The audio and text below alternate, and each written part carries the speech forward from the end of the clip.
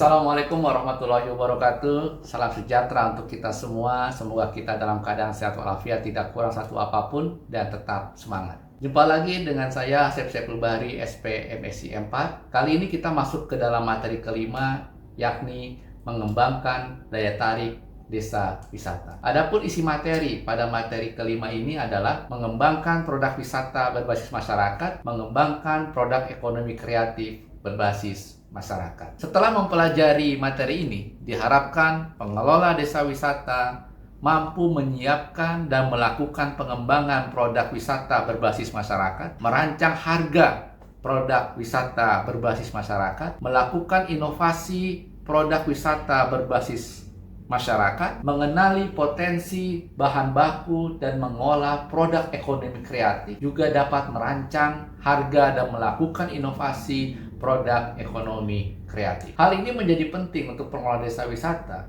karena dengan mengembangkan daya tarik desa wisata itu akan menarik minat wisatawan, menciptakan keunggulan yang kompetitif, meningkatkan lama tinggal dan pengeluaran wisatawan, mendorong adanya partisipasi masyarakat, memicu pertumbuhan ekonomi lokal, mempromosikan dan melestarikan budaya lokal, membangun brand dan reputasi, serta meningkatkan investasi dan pengembangan infrastruktur. Adapun isu strategis permasalahan dalam mengembangkan daya tarik wisata di desa wisata adalah yang pertama, masih terdapat identifikasi potensi unggulan yang kurang diidentifikasi. Hal ini disebabkan oleh mungkin pengelola tidak tahu apa yang unik, atau juga mungkin disebabkan karena kurangnya riset pasar, kurangnya riset tentang wisatawan yang akan berkunjung ke desa wisata. Permasalahan berikutnya adalah keterbatasan sumber daya.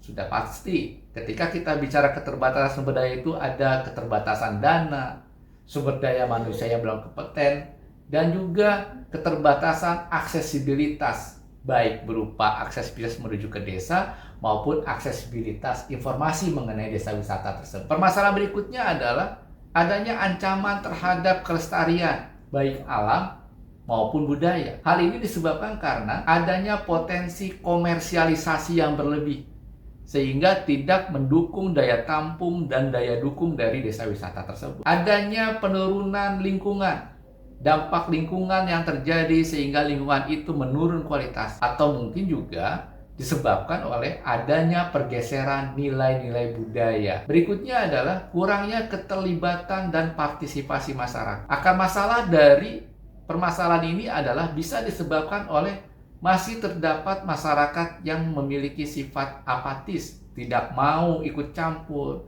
malah menjelek-jelekan desa wisata, atau juga adanya konflik internal serta ketidakpercayaan kepada pengelola desa wisata. Hal lain yang menjadi permasalahan dari mengembangkan daya tarik desa wisata ini adalah manajemen dan pemasaran yang masih lemah. Hal ini dapat disebabkan oleh promosi yang tidak efektif, kualitas pelayanan yang tidak baik, dan juga kurangnya perencanaan jangka panjang. Dan permasalahan berikutnya adalah regulasi dan kebijakan yang belum mendukung. Kita masih bisa menemukan sulitnya melakukan perizinan usaha, dan juga masih minimnya dukungan dari berbagai macam instansi dan stakeholder yang ada di desa wisata. Lalu apa langkah strategis kita sebagai pengelola dalam mengembangkan daya tarik desa wisata? Yang pertama, pengelola harus bisa mengembangkan produk wisata berbasis masyarakat.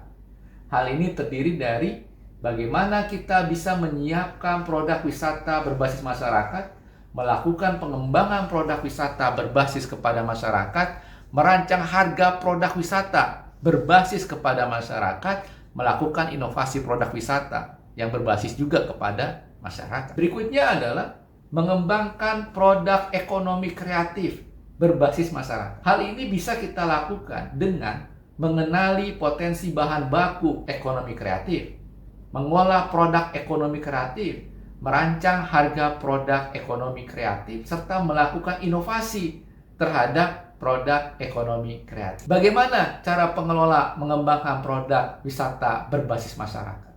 Yang pertama adalah kita harus mengetahui potensi produk wisata berbasis masyarakat.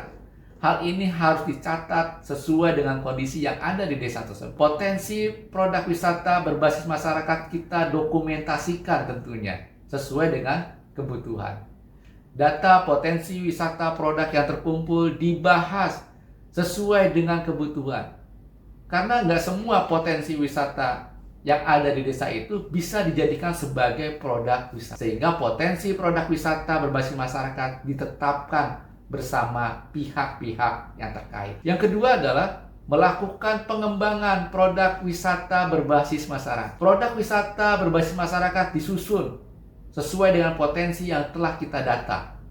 Produk wisata berbasis masyarakat kita uji coba dulu berdasarkan karakteristik produk dan juga target sasaran dari calon-calon para wisatawan. Produk wisata berbasis masyarakat yang telah dicoba baru kita susun menjadi paket wisata. Berikutnya adalah merancang harga produk wisata berbasis kepada masyarakat. Yang perlu kita perhatikan dalam hal ini adalah biaya operasional produk wisata dihitung berdasarkan sumber daya yang kita keluarkan. Keuntungan dari produk wisata itu harus kita tetapkan sesuai kesepakatan bersama. Harga produk wisata ditetapkan dengan menjumlahkan antara biaya operasional dan keuntungan yang diharapkan. Selanjutnya, dalam mengembangkan produk wisata berbasis masyarakat, pengelola desa wisata harus bisa dan mampu melakukan inovasi produk wisata berbasis masyarakat. Hal yang diperhatikan dalam hal ini adalah produk wisata berbasis masyarakat kita evaluasi berdasarkan respon dari wisatawan. Hasil evaluasi dibahas sesuai dengan kebutuhan. Inovasi produk wisata berbasis masyarakat ditetapkan berdasarkan hasil evaluasi. Hal ini kita lakukan ketika wisatawan setelah melakukan aktivitas wisata, kita kasih kuesioner. Kita minta pendapatnya, bagaimana produk wisata tersebut. Sehingga ada umpan balik, ada feedback dari wisatawan, sehingga kita bisa mengetahui mana kelebihannya, mana kelemahannya dari produk wisata yang telah kita canangkan dan sudah kita jual kepada wisatawan. Dan hal ini menjadi bagian sebuah evaluasi. Apakah produk wisata ini kita lanjutkan atau kita tingkatkan, kita inovasi. Catatan yang harus kita perhatikan dalam mengembangkan desa wisata berbasis pada masyarakat. Sudah pasti seorang pengelola desa wisata harus bisa mengetahui produk wisata berbasis masyarakat. Harus mampu dan bisa mengidentifikasi serta mendokumentasikan potensi-potensi wisata yang ada di desa wisata. Pengelola desa wisata juga harus bisa mengetahui proses penyusunan paket wisata. Dan yang pasti, pengelola desa wisata harus cermat dalam mencatat potensi, ramah dalam berkomunikasi, dan bertanggung jawab dalam mengembangkan paket wisata. Berikutnya adalah langkah-langkah mengembangkan produk ekonomi berbasis masyarakat. Hal yang perlu kita sampaikan adalah mengenali potensi bahan baku. Hal yang diperhatikan adalah potensi bahan baku kita identifikasi sesuai ketersediaan yang ada di desa wisata. Jenis produk ekonomi kreatif ditentukan berdasarkan potensi bahan baku yang ada di desa wisata. Mengolah produk ekonomi kreatif. Produk ekonomi kreatif diolah sesuai bahan baku yang tersedia. Hasil dari produksi ekonomi kreatif dikemas sesuai dengan jenisnya.